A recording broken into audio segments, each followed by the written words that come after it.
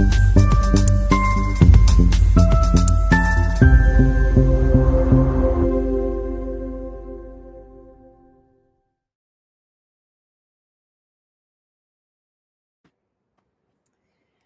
everyone. This is Adjoa Kyerematen from the National Minority Quality Forum, host of today's For Your Health News podcast. Your health, your news, your power. And we're here with Dr. Travelle Ellis of Exact Sciences. Dr. Ellis, thank you so much for joining us today. You are a physician. Absolutely. Yes. You are a physician, a biomedical engineer, and national leader in advancing early cancer detection and health equity. As senior medical officer at Exact Sciences and the company's first health equity director, your work has helped shape how innovation can reach communities that have been historically left behind. We're so excited that you are here with us to discuss cancer early detection in compromised communities, especially communities like Flint that have been exposed to toxins in the environment. And we're so excited to really get into the science with you today, Dr. Ellis. Thank you for joining us. Yeah, thank you for having me, and hello to the folks listening. So, for the folks who are listening, we're going to be talking about some complex thoughts and concepts, but these are real innovations that are happening and that can change people's lives. Can you tell us a little bit about what the term pre-symptomatic cancer detection really means? Yes, so if we just look at that one word, pre-symptomatic, it's the idea of we want to detect cancer before anyone gets symptoms, before you start feeling bad, before you notice blood where it shouldn't be. And the way we do this is testing or screening. We call it screening. Just like you screen your eyes through your glasses or you screen with your blood pressure, we want to screen for cancer such that in otherwise healthy people, we're checking to see if something might be going wrong or something might pop up that we could then intervene such that people have better outcomes. We catch things before they start, like our oil changes or our routine maintenance on our cars. We can do a lot more prevention, give people better lives, and have less invasive treatments. Why is finding cancer before symptoms appear such a critical shift in how we address cancer care? Yeah, so cancer is a tricky disease, and over time, cancer can evolve and get worse. And so, because when we catch cancer in later diseases, or when we call it metastasizing or moving to different places at the body, it's harder to treat, and individuals have worse outcomes, or what that might look like is lower survival. And so early detection means that we can catch cancer when it's simple, when it's easy to detect, easy to remove. The costs of treatment will be lower, and individuals, per the data, have seen a lot better outcomes when we catch cancer early. I like the sound of that. Keeping things simple, keeping costs down, saving lives. From your perspective as both a physician and engineer, how does pre-symptomatic cancer detection change patient outcomes and quality of life? So, for example, a lot of people may have heard with cancer, we are given a range of options that include aggressive chemotherapies or a number of surgeries to remove cancer, and maybe that cancer might come back. And so the idea is that if we catch cancer before it's wreaked havoc on the body or where before symptoms start, we wouldn't have to undergo those complex regimens. We would have more peace of mind of catching the cancer and monitoring it, or what we call surveillance, over time, because it's a local surgery rather than a distant or systemic or all over the body kind of surgery to remove it.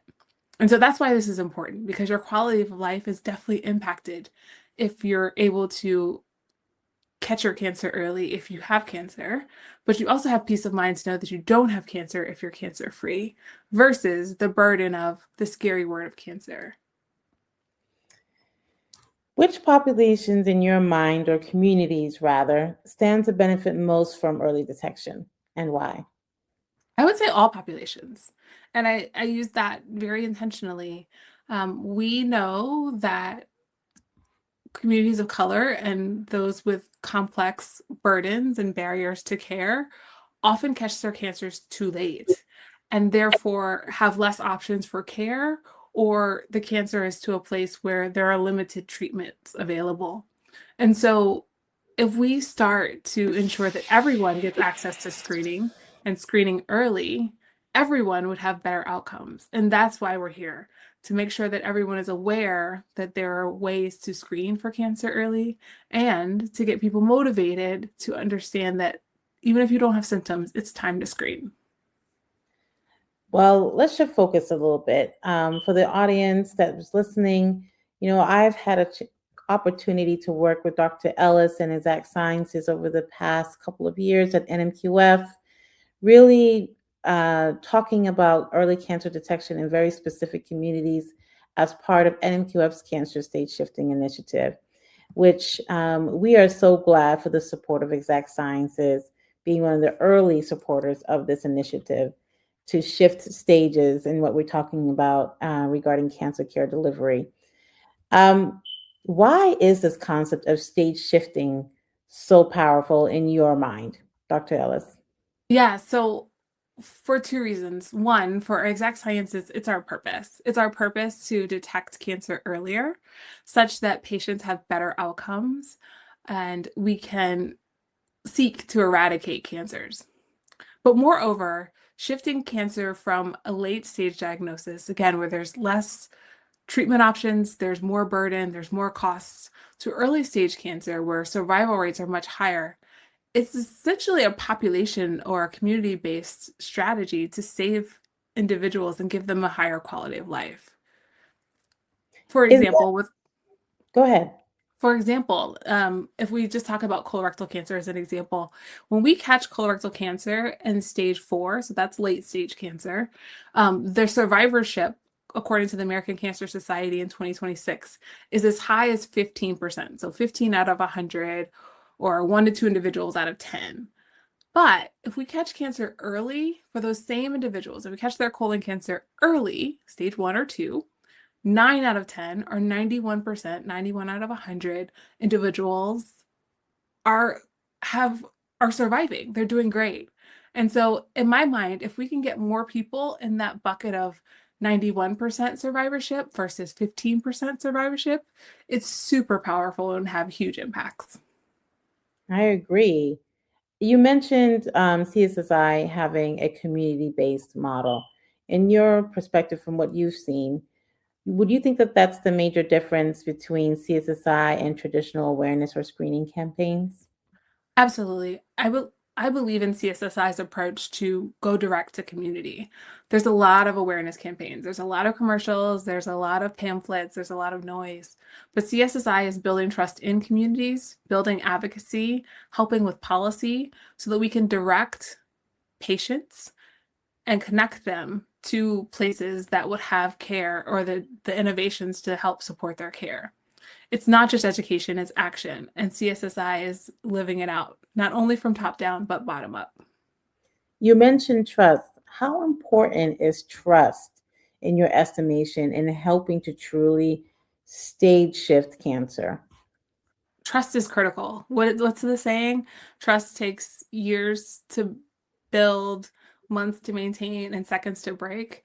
CSSI and the work that they're doing in Flint, as well as in other communities with Flintstonians, as I've been told, Good um, sound, right. is right, is huge. It's huge to build that trust because it's not just about NMQF. It's not just about Exact Sciences. It's about all of us.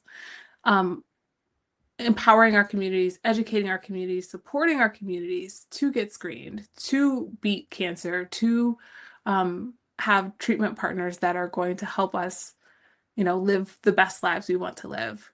Skepticism is real. Flint has been overburdened for years, and the environmental injustices persist. And so, together, especially around cancer, can we get education? Can we get advocacy? Can we get innovation to the residents to improve outcomes? That would be huge. How would you say this work is aligned with the kind of work that you have led at Exact Sciences? Yeah, so go back into mission, right? This idea of we're looking to eradicate cancer by detecting it early. Um, all of our employees, that's what we believe. And that's why we work at Exact Sciences, from the innovations that we build, so the tests that we build, to advocating for patients, to working with partners and health systems, to educating providers. We're really committed to ensuring that customers, as in providers and health systems, but also patients, have the tools they need to catch those cancers and ensure that people have good outcomes. We also believe in high quality tests and to make sure that everyone gets access to a high quality test that can detect their cancer, and the best tests that we're able to provide. Let's go back to talking about communities like Flint. You know, all this technology that you just described, many people are still not benefiting from early detection cancer technologies. What barriers do you see the most? Why do you think this is the case? Yeah, it's complicated, right? It's not a patient problem. It's not a provider problem. It's not a system problem. It's all three at the same time. And so the barriers are, one, patients may not want to be tested. They may not want to know the outcomes of the test or how it might affect them and their families. Providers may not have access to tests or might be overburdened, too overburdened to explain the test to patients, or they told the patient about it, but the patient didn't understand, and then they're not sure how to support the patient on this journey. Or the system, where they may have access to tests, but then they don't have access to the follow-up or what's needed to ensure that patients get what they need to be successful in their treatments. And so it's complicated. And moreover, the mistrust and the changes, and it it doesn't make for a very how do I say this? It makes for a very challenging milieu or soup, as we want to get patients screened. A I perfect think storm. advocacy is important um, in overcoming these barriers, but part of that is knowing that these things exist and making them available, including making them affordable, as well as making them culturally relevant so that people feel that they are seen and reflected in the um, interventions that they're being offered.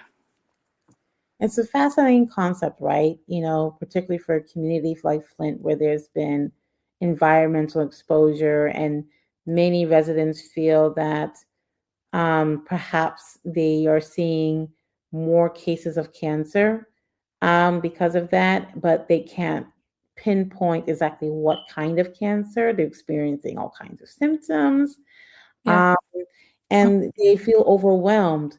How do you think early cancer detection in a community like Flint can change things? I think it's part of the groundswell to get people screened, right? This idea of, you're having symptoms, let's get you checked out. And I may not be having symptoms, but I'm of age to get checked, and maybe I should get checked too. And so if we think about taking care of ourselves, but also taking care of others, potentially each one will reach one, in the sense of, maybe, right, I do everything I can for my kids, but I don't always take care of myself first. And so maybe by taking care of others, I'll be motivated to take care of myself, or that other person will say, hey, you too need to be checked out. I think Yeah. there's power in community. Well, you know, we're hoping to see that cancer detection and the effort that Exact Sciences is helping to support in communities like Flint can help change long-term health outcomes. What do you think is the promise of that? What do you see over time if we could look into the future and there is that patient awareness and utilization, there is that system awareness and buy-in, and all the barriers that we previously discussed are addressed? What could the future look like? Oh, I think it could be limitless. In all honesty, I think that there's some amazing people in Flint doing amazing work. There are systems that are engaged and wanting to serve the community. I think it's just getting people and the tools and the providers and the systems at the right place at the right time, and really putting in front, right, keeping people healthy. Okay, so everyone's going to put their scientist hat on for this conversation. We're going to talk about one of the latest news technologies coming out of Exact Sciences that is should get all the fanfare in the world, which is Cancer Guard. I'm excited. I don't know. I hope others are. So you explain it better. What is Cancer Guard and how does it work? So Cancer Guard is Exact Science's new blood-based test that looks for multi-cancer. So the idea that we have four tests that can screen for individual cancers. So we have a mammography to screen for breast cancer. We have a pap smear to screen for cervical cancer. We have stool-based or colonoscopy testing like Cologuard for colons. And we have advanced stage or high risk lung cancer screening, right? So those four are covered. But cancers like stomach, pancreatic, ovarian, uterine, those cancers don't have a test. And so when patients get diagnosed with them, they're often well down the road. They have very limited options, and they often are given a time window of which they can expect to have it, they can survive. And that's devastating. And if we put that into perspective, 70% of cancers that are diagnosed right now do not have a test. They're beyond one of those four. Wow. And so what is Cancer Guard? It's a blood test to test for over 50 cancers and 50 cancers and cancer subtypes. So there's markers to detect those high risk or those silent cancers that go undetected for so long. What makes this type of technology especially promising for wide community level screening? Well, it's the idea that with one blood draw, we can potentially find out what is affecting said population. But the Cancer Guard test is very sophisticated, such that we can reduce the number of false positives, such that patients can trust the result and not necessarily go on a journey of, oh, I have cancer, because the test is so specific to the cancers that we're looking for. Okay. The way the test is built is a little scientific. It's very scientific and very sophisticated. But if we think about it, it looks at how the DNA changes with cancer, and it looks at what we call biomarkers, or little things that change with the DNA and the proteins within the body. So we can detect those changes earlier at specific levels that then send a signal to the test that then your provider will get the results and patients can get that followed up on. I think it's so important for people to sit with that and understand what you're saying, because essentially, Cancer Guard is introducing a new level or a new stage. So we have stage 1, right? I would say they really get that stage 1, stage 2, the early stages. We're still working on that. But Okay.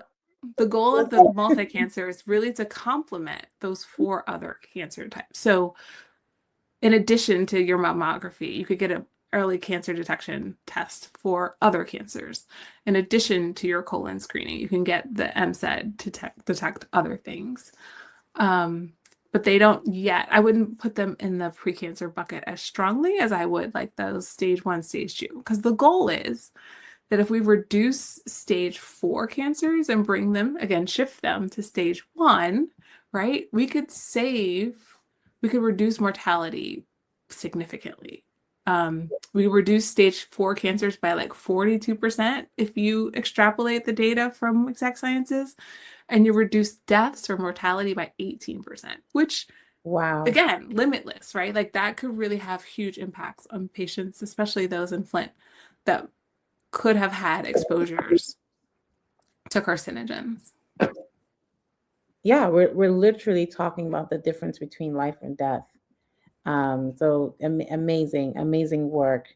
Looking ahead, what excites you the most about the future of early cancer detection?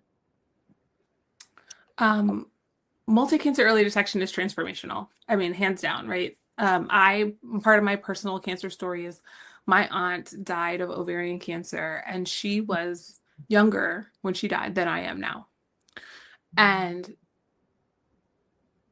there isn't a test for ovarian cancer. It's very much you have abdominal pain, you are bloating, you might bleed, or you might not.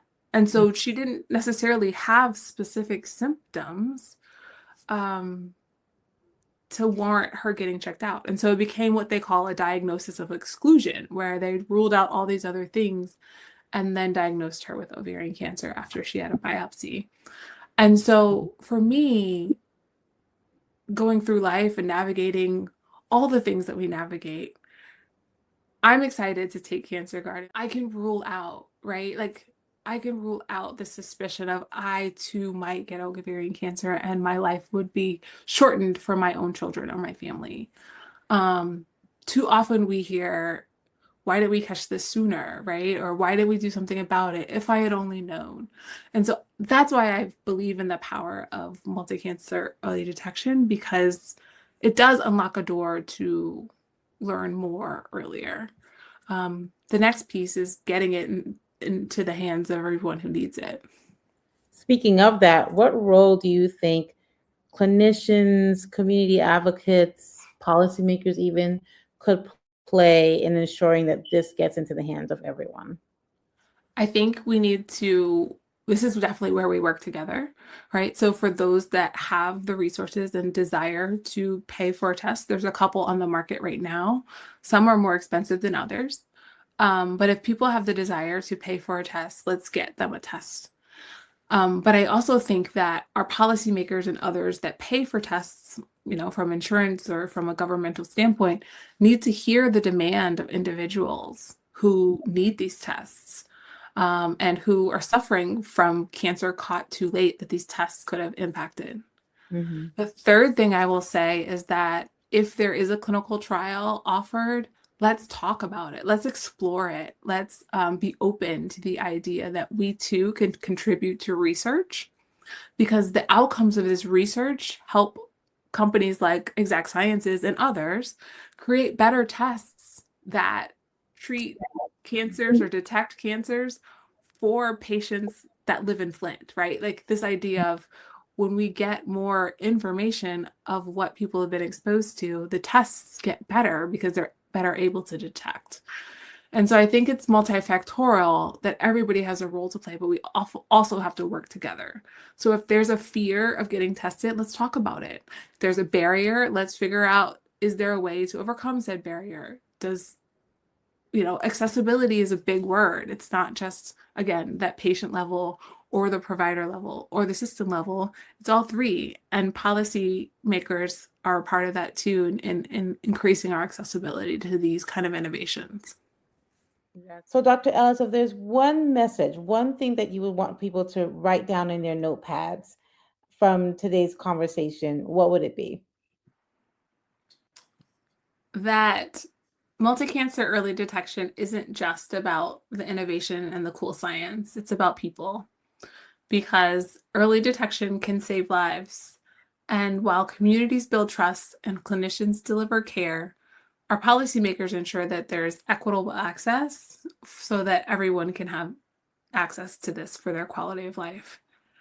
And so together, as we detect cancer earlier, we have the best chance of reaching more people, reducing the amount of cancer incidence, and ensuring that everyone has access to life-saving tools. And where can people access these tools at this time? Yes, so there are a few multi-cancer early detection tests on the market. They're what they call laboratory developed tests.